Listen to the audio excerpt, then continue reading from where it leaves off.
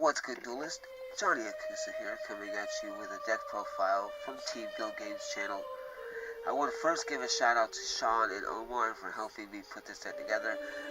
I've had different engines I've been testing with this deck, and when it's all said and done at the end of the day, it was best to decide to go with the old school variation of normal beat. This is my deck profile for Phantasm beat. Let's get into this deck profile. First off, we run 3 copies of Voice Raider. And the reason why I'm running Voice Raider over any other level 4 2000 attack power monster is because even though he's 19, he's searchable by fire formation taking, which makes this deck turbo real quick. And that's pretty much kind of like Sean's idea was to go with the search, and Omar's idea was to go with the turbo. So we kind of like found a way to make both aspects work together.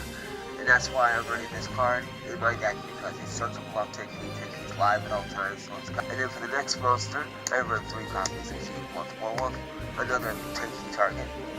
He is 4-star 2000. He is a very powerful level 4 normal monster, and like I said, searchable by taking.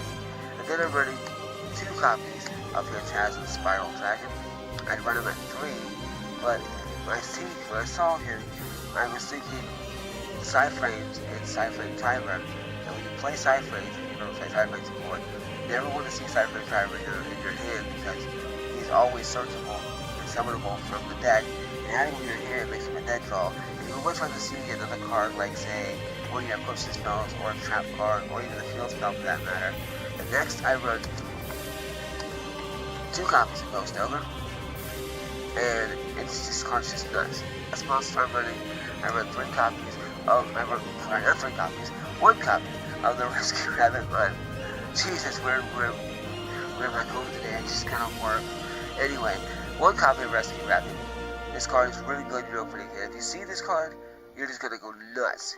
The deck's gonna go insane. As long as your opponent doesn't have a way of outing your field, such as like Solemn Strike, to out the Phantasm Spiral Dragon from being summoned, or having like battle traps, you are pretty much set.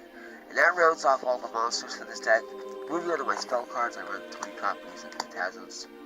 Pacifist, the City of Phantasm, or the Phantasm City. This is your field spell. If you normal summon exactly 1 normal monster, or special summon exactly 1 normal monster, you can search any one of your spiral cards from the deck, whether it be the Spiral Equiptions, Phantasm Spiral Dragon, the Spiral Trap cards, any of your Phantasm cards, or any one of them can be searched if you summon exactly 1 normal monster, or special summon exactly 1 normal monster to the field. And that effect is a once per turn effect. Same as the second effect I'm about to explain to you, which is if your opponent activates a spell or trap card, if you control no tokens, you can special summon 1 wire token. That's a water attribute. With 2000 attack, 2000 defense, and it's a level 8, which is really, really good. And then for the next set of spells, I run 3 copies of Phantasm Spiral Whip. And this card is insane. This card will only be equipped into a normal monster control. All the equipped spells will only be equipped into a normal monster control. But it states that the equipped monster gains 500 attack once equipped, and if the equipped monster destroys an opponent's monster by battle, you can special summon 1 Phantasm Spiral Dragon from your deck, hand, or graveyard. And if you do, you can equip this card to that target. And if you do that, you burn your opponent for 1,000 life points. And who doesn't want to burn 1,000 life points on their opponent? The next set of spells, I run 2 copies of Phantasm Spiral Crash. Like the first equipped spell, it will only be equipped into a normal monster control. And it states that the normal monster gains piercing battle damage, and if the opponent the monster deals battle damage during the battle phase, you can special summon 1 Phantasm Spiral Dragon from your hand, deck, or graveyard. And if you do, equip this card to that target. And if you do that, you can take 1 monster your opponent controls and switch it to defense position. So that way you can have your Phantasm Dragon just run that other monster over and deal piercing battle damage as well. And then for the last equipment spell I'm running 1 copy of Phantasm Spiral Wave. Like I said, just like all the other equipment spells, only normal monsters can be equipped with this card. But the item with this card has a really cool effect. which is why I only run it one, because it's mainly used on the defensive, and that is, the equipped monster, once per turn, cannot be destroyed by battle. And at the end of the battle phase, if the equipped monster battles an opponent's monster, doesn't have to destroy it, doesn't have to do battle damage, just battles the opponent's monster, you can special summon the dragon from the deck in or graveyard, and if you do, equip this card to that target, and if you do that, you can then select one random card from your opponent's hand and banish it, which is really, really cool. I'm only running it at one because it's more defensive card, and this deck is more of an offensive-based deck. So I only search this card with the field spell on the condition I'm in a situation where I just need to have this card in my hand to equip to a monster to save myself from losing the game, and it works. So running it at one is the best ratio for that card. And then for the tech spells, I run 3 copies of Fire Formation Tempe. This is the heart and soul of the deck when it comes to Surge Power. This will get you any of your normal monsters from the deck outside of Spiral, because Spiral is a Warrant Wire, not a Beast Warrior. But this will search any of your normal monsters, any of the Gene Orbs, any of the Voice Raiders. It just searches everything. So you definitely want to run this in 3. And then for my next set of tech spells, I'm running 2 copies of Aid for Precision. The reason why I run this in 2 is because I've had moments where I was testing this deck and I had that 3 where I would late game top deck Aid for Precision, and it was just a dead card.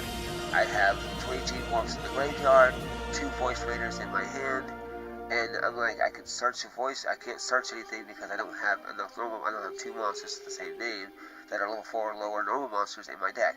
And because I didn't have the requirements, I couldn't play it because I turboed so hard with this deck, this card became dead. When I was testing it at 2, it was much better. I could see, when I saw it, I was able to use it, and it was live for most of the time that I was playing it. And for the last set of spells, for the next set of spells, my bad, I run 2 copies of the Unexpected Die. It's basically self-explanatory. When you activate this card, you can search 1 level 4 or lower monster from your deck and special summon to the field, on the condition you have no monsters in play on the field point blank. So as long as you control one monster, you can search a level 4 or lower monster and add it to the field face up.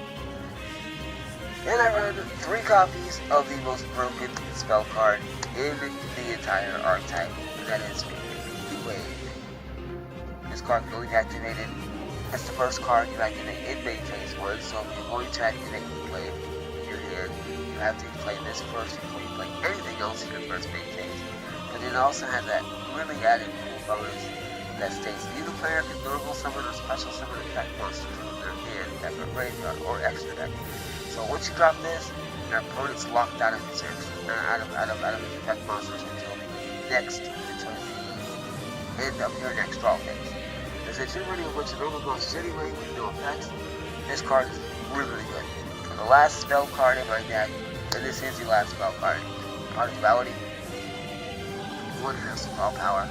Didn't want too much draw power because it would turbo too hard and cause me to deck up way too quickly, or lose out on being able to activate my search power cards to get to my normal monsters because I would want them drawing into them and whatnot. So having 1 copy of Part of Duality, I might take this out and replace it for a copy of Upstart Goblin, which even though my opponent's going to get 1,000 life points, I'm still following the card anyway. And I might just do that instead because that seems like a better option.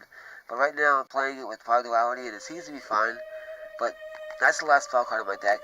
Moving on to my traps, I run 2 copies of Phantasm Spiral Power. This card is insane for a trap card. If you control Umi, you can activate this card from your hand at any given time of the game. As long as you have Umi on the field, you can activate this card from your hand. And side note, the field spell Pacifist counts as Umi while it's face up on the field. So as long as you have Pacifist in play, these cards are always live. They're activatable in the hand. And this card states that when you activate it, target an effect monster your opponent controls, and that monster loses 1,000 attack and its effects are negated.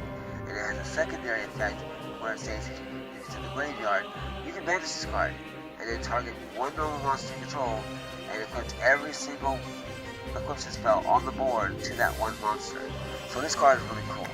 Considering that it's got built to, considering that it lowers the attack by 1,000, and is able to negate the monster effects. It's really cool. And next on my traps list, I run 2 copies of Phantasm Spiral Battle. This also is able to be activated from the hand if you control the field spell in the deck, or any copy of Movie. Any card that acts as Movie will work just as fine. What this card does is you can target one card your opponent controls and destroy it. It's pretty much a Geki Break, but without the drawback of having to discard a card. Now, the only drawback these trap cards have is that they can't be activated unless you control at least one normal monster. So you have to have at least one normal monster before to activate any of the trap cards from this archetype. But having a normal monster on the board and being able to destroy a card on the field without having to discard a card, I mean, it's just like a Geki Break.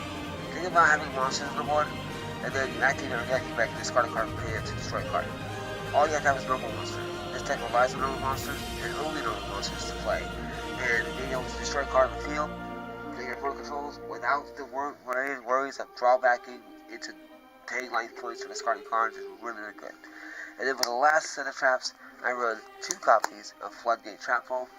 Because when your opponent summons a ton of monsters on the board at the same time, you go Floodgate Trap Hole, put them all face down permanently, and then you just one by one start running into them, which are normal monsters. Anyway, hope you guys enjoyed this deck profile. Shout out to Sean and Omar, Captain and co-captain of Team Go Game. I want to thank them very much for helping me put this deck together. Please hit that like button if you like this video. Subscribe if you want to see more Yu-Gi-Oh content coming soon. I'm hoping to get the team together and we can start doing some videos to see what the team members look like and give you a really good in-depth analysis of what this team is really about. But anyway, have a great day and I'll catch you later.